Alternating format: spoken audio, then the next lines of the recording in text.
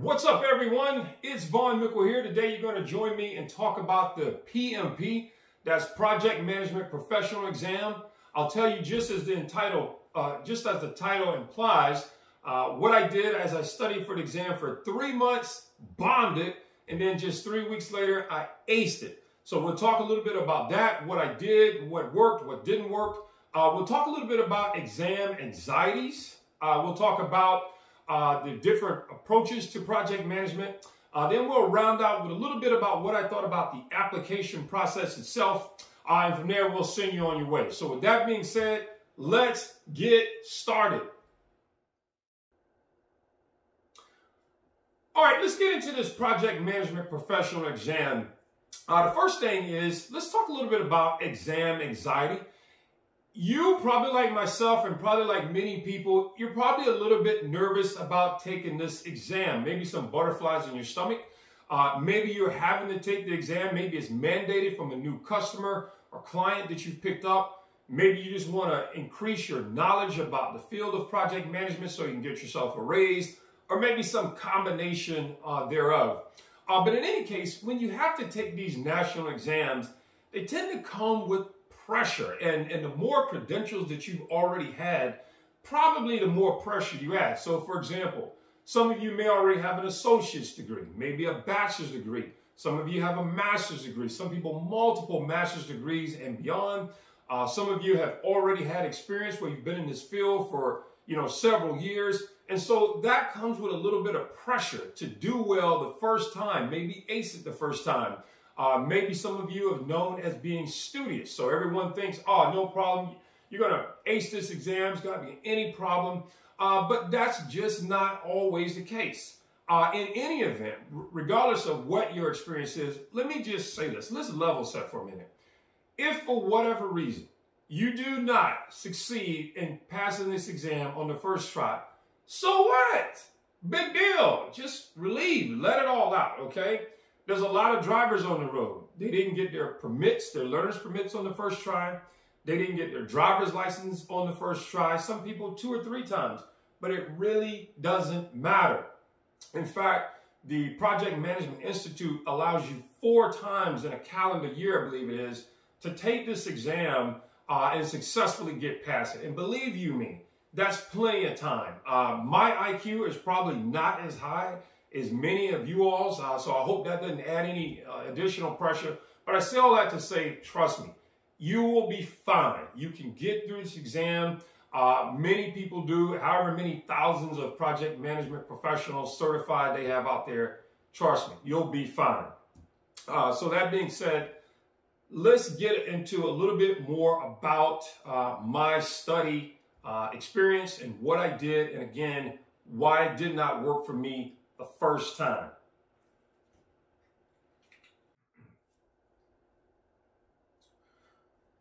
All right, let's get into this first experience I had with studying for the PMP. So what you have basically in this experience, the exam itself is 180 questions. I have no idea why it's that long. You're allotted 4 hours for the test. It's divided in 3 increments. You have 60 questions, a 10-minute break if you want it, 60 more questions, a 10-minute break, and then your last 60 questions and you're done. It's a comprehensive exam. It's not like they target costs on one part and maybe schedule on another part, or just managing people on another. It's sort of all combined. And so that's the sort of format. I guess you can take it in person. I did it online simply because I like the comforts of my own home. I didn't have to go anywhere and just didn't really want to be bothered with that. So I took the exam online both times. When I went about it the first time, I went to Udemy because a number of people that I've worked with, said, go to Udemy. You can get these trainings for this type of exam. So I did. And under the Udemy system, if you're familiar with it, there's probably several vendors set up to get you your project management training. I selected the gentleman who had a lot of, seemed like a lot of followers. A number of people had taken his class. He had great reviews. Really didn't have any reason to think anything negative. I said, okay, we'll give it a shot. The class was less than $50 to take this training. So I said, again, you know, not a lot lost there. So what I did, and he had about 17 chapters. He had this thing broken up into with sort of a comprehensive exam at the end. So what I did, I jumped right in and I went to the end of the first chapter quiz. And I just took it, see just, you know, where I was with this material. And I got probably about half of them right.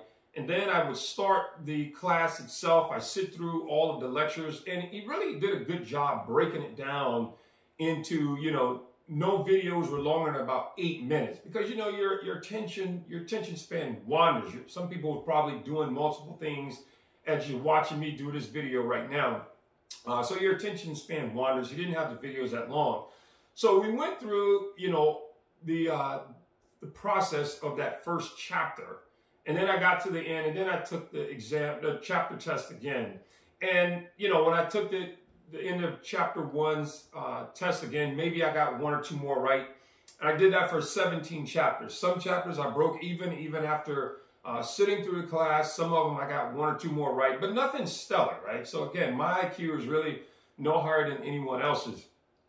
But I did that twice. After I sat through the certification, or should I say I sat through his class the first time, which was 40 hours, I didn't feel comfortable, so I sat through it again before I took his sort of comprehensive review test.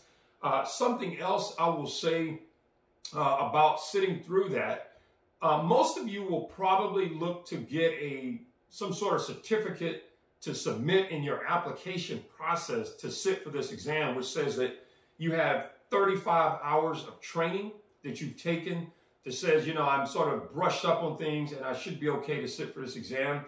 So using this gentleman's class, that's what I did. I sat for I sat through his class to get that 35 hours of training so I can sit for the exam. And that's what I did. But I sat through it twice, and that was my process. At the end of it, I did not take that comprehensive exam. What I did was he recommended you buy his book. So I did that. I went online, Amazon. The book was less than 50 bucks. I bought it. But same process. I went right to the end of chapter 1.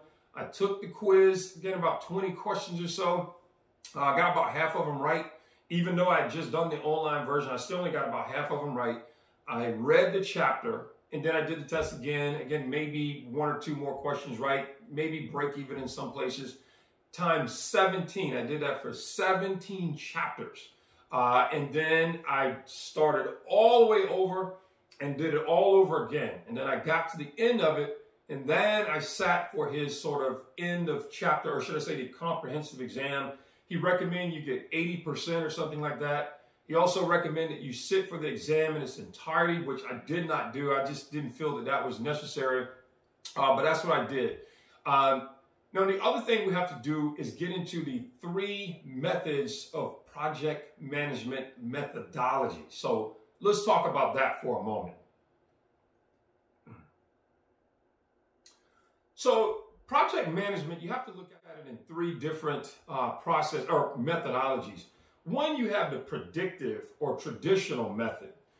And you can look at that and just think about this desk, for example. This desk, you know, it's sort of, you know, rectangular shape. It has legs, it has drawers.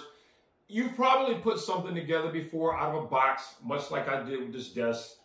You pull it out of a box, you look at the instructions, you put the legs on, you put the top on, you add the, you know, the drawers, but a very traditional step-by-step, you know which way you're going. So that's that sort of traditional, you can predictive method of project management. The second way is Agile. Now, Agile, and I'm not sure if you can see, I have a television mounted on the wall here. You know, most people will be familiar with taking a television out of the box. You sit it on a stand, you plug it in. If you have some type of premium viewership, such as direct TV or cable or something like that, you connect it, and then, you know, you turn on the television.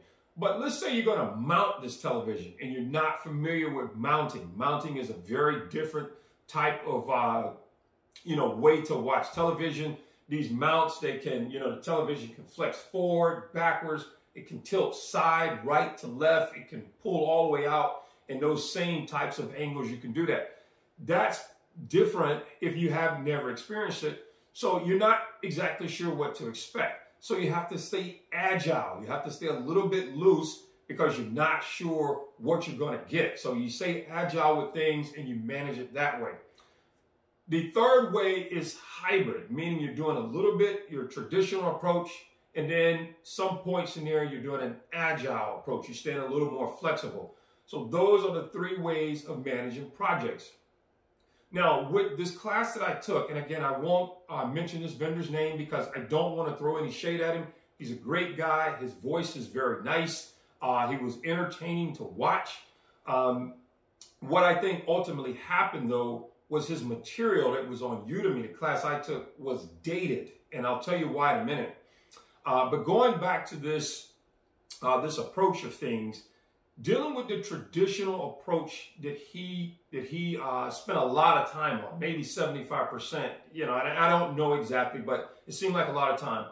When you're doing the traditional method, what he told us to do was, write down, they said when you go to the exam, you're going to have a pencil, a piece of paper, and a calculator.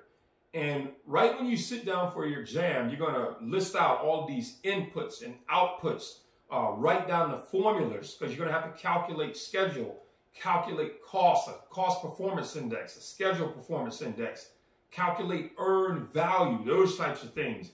There's also a complex process when you're doing a method of critical path, meaning, you have a project and it's broken down into sections.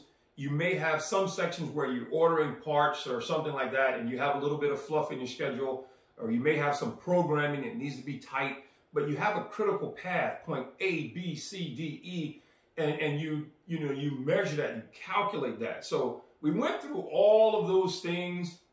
So I'm trying to cram all that material. I never really liked this chart that he told us to draw up because it looked as complex to me as the periodic table from chemistry class in college or maybe high school if you took chemistry. And I just said to myself, I don't really see the point in trying to remember all that information and then sit down and write it all out when I start an exam. It's like, this exam is 180 questions. I don't really have a lot of time to write all this out. If I don't have the information, it's probably not going to work for me. I wasn't particularly a fan of these, calculations either, but I figured, this is what it is, this is what it is, I got to learn it. So this was the traditional methods. I get to the exam, I got my pencil, my sheet of paper, my calculator, and I took the exam online. So the proctor comes online, it's like, hey, what is this? Clear your desk. I said, it's just my scratch paper, my pencil, and my calculator. I said, no, you can't have any of that stuff. And I'm thinking, wait a minute. I just spent 3 months going over this, and I was very particular about it. It reminded me of my study habits, put me into accounting mode. If any of you have ever taken accounting in undergrad or maybe high school or maybe a master's program, some of you have MBAs out there. Accounting is not a class where you can drop it for a couple of weeks. You have to stick with it. So I studied about 2 hours a day, Monday through Friday. Some days on the weekends, a Saturday or maybe a Sunday, I might study 4 hours, but I was pretty consistent with it. I didn't want to get too much time away from me. So this is what I did. So now here I am sitting at this exam and they're saying you can't have any of this information. And so when I started the exam, I'm looking for questions that were similar to what he had in his book, and it wasn't there. The questions in his book were very long. Sometimes the answers were, choose 2 or 3 answers. So you got choice A, B, C, and D, and maybe you have to choose 3 of them. A lot of fluff information. Sort of, you've been hired as the project manager for an oil company in Nova Scotia, and you have a team of 12 people. It's like, okay, that's more information than really necessary. It's all sort of fluff information. And maybe he was trying to train us to be able to weed out all the stuff that's not necessary. In any case, I'm sitting here taking this exam. I'm looking for all the things that I was just taught, and I'm not running into any of that stuff. And I was like, okay, you know what? This isn't working. I actually ran out of time on the first exam.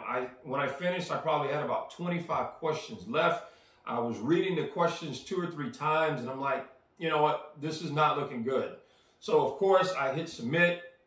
Instantly it comes back, you know, I was not successful. But I didn't get too discouraged. I will say that was a little annoying. You know, I hit it, and to find out that I did not pass the exam is a little bit annoyed, as anyone would be. But I didn't get discouraged. I jumped back into the saddle, and I'll tell you what I did the next time. All right, so let's get into what I did the second time and why I was successful passing the exam. So after the first time, as I said, you know, I did all that studying for 3 straight months, wasn't successful. I hit submit, and then now I found out I did not pass. I did have sort of a backup strategy in my mind, which was if I did not pass that exam, then I was going to go to the PMI's website and see who their recommended vendors were and take their training. Now, the difference was his class, again, was under 50 bucks. The training on the PMI's website, those instructors' classes were 600 or 700 bucks. So that was going to be my next move, was to go. So again, I finished the exam, say, you know, 10 o'clock, and again, you have 4 hours to take it. By 10:05, you know, I'd walked, you know, brushed it off, and I was right back into the Project Management Institute website. So as I'm scrolling through the various vendors, I also see a practice exam, and that exam was 99 bucks. Incidentally, it costs about $475 to sit for exam the first time. If you have to take it a second time, it's only about $275. And I believe that's if you join the Project Management Institute, you know, as an organization. So it's probably worth your time to do that. At any rate, I see this practice exam for $99, and I said, you know what, I'll start there. I'll look at their practice exam, I'll go through it, and because now I've just seen the actual test, and it's fresh in my mind. So I started going through the practice exam, and I said, you know what, this looks much more like what I just took. The class information that I took for the last 3 months, not very similar. And again, I thought what happened was that material was just out of date. It was still into the Udemy system. But for whatever reason, it just did not work for me. The questions from the practice exam, they did seem to have concepts that were more up to date with the exam. So I would recommend, if I had to start all over, I'd start with the practice exam. And I'll also say this, the exam is not terribly difficult. And I'll say that, or before I say it's not terribly difficult, and it's not, there was a couple of pointers that I did learn from the class that I took the first time. And I'll tell you about that from this gentleman. Some things that helped me that he taught me. And you're going to see a lot of questions like this, so to help you as well.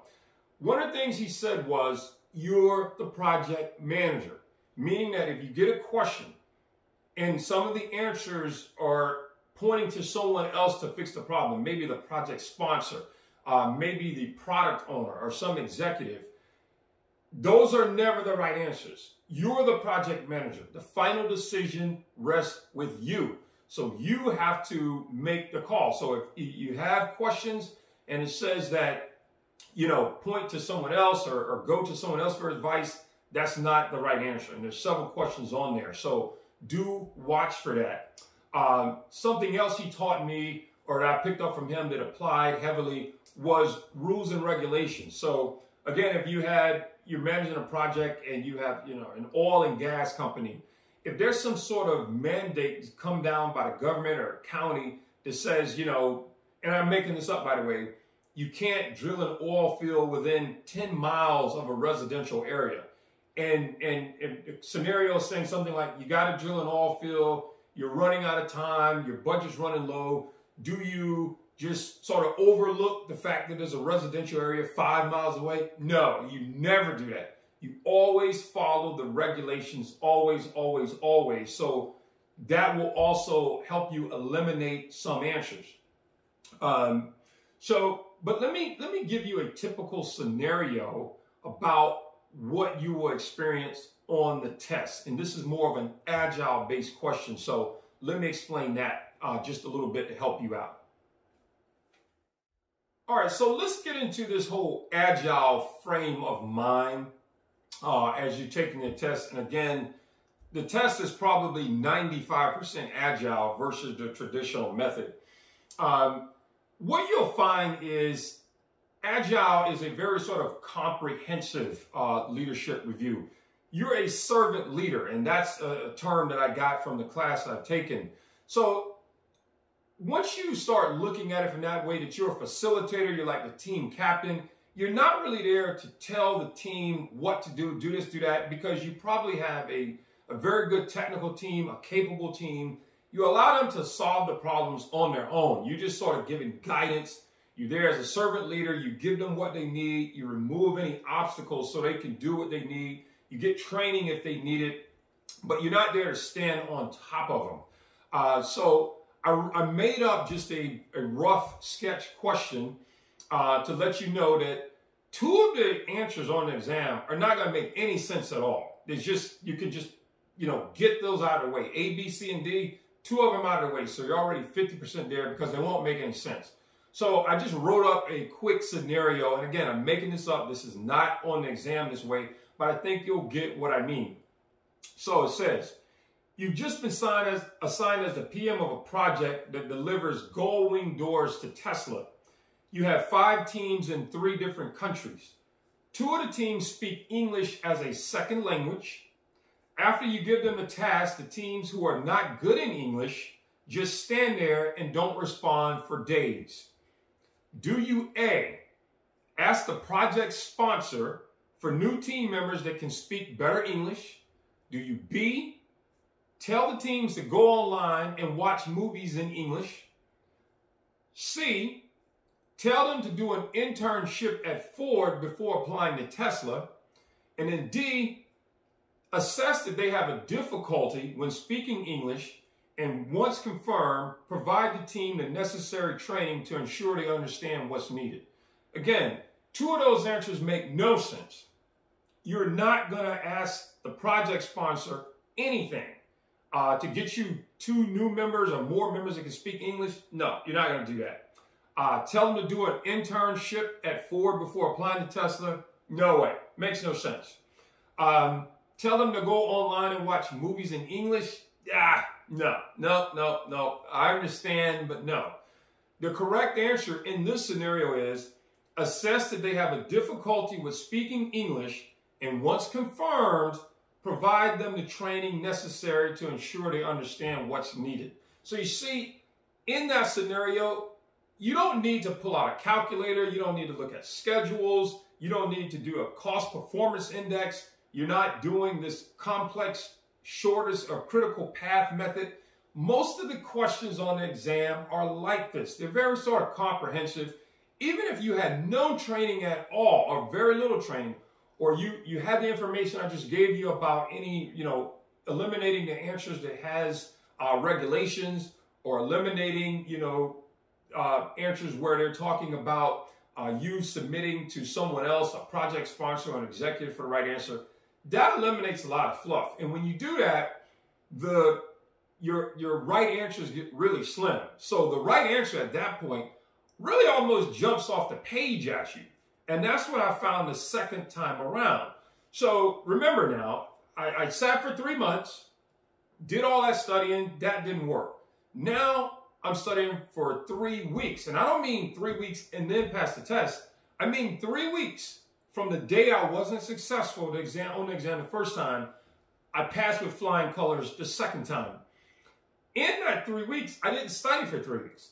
What I did was I looked at the practice exam, which had 280 questions on it. And what I did over the course of 2 weeks, I went through every question once. And then the night before the exam, I went through not every question, about 125 of them. And I felt like, okay, at this point, I think I got it, all right? So I sat for the exam, and you have sort of 4 tiers, right? Your first tier says you didn't study at all. You really need to go back to the drawing board. That was the score I got the first time, which was not the case. The next tier says you got to brush up some more. You got some things right. The third tier says, okay, you know what? You passed. Congratulations. The fourth tier says, boom, you knocked it out the box. That's where I landed the second time. Again, I did not go back to any of the materials I had the first time. I said, that didn't work. I'm not going back down that path.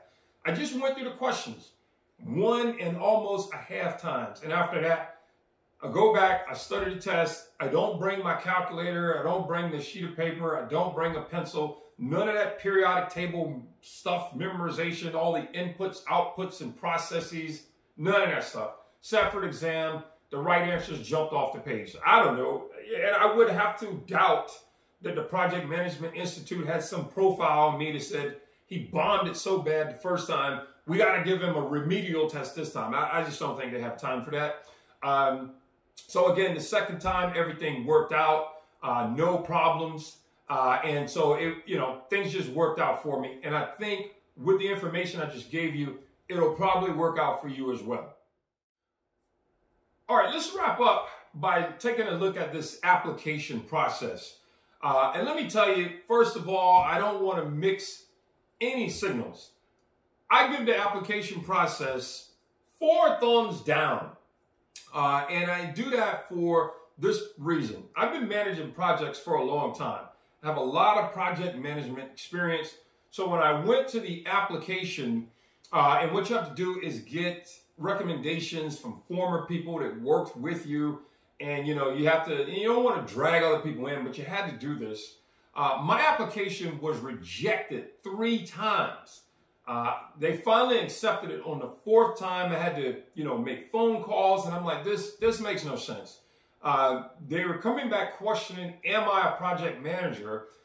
Despite me having all of this project management experience, and I'm listing what I did, what kind of team I've managed, what the goals were, the start date, the stop date.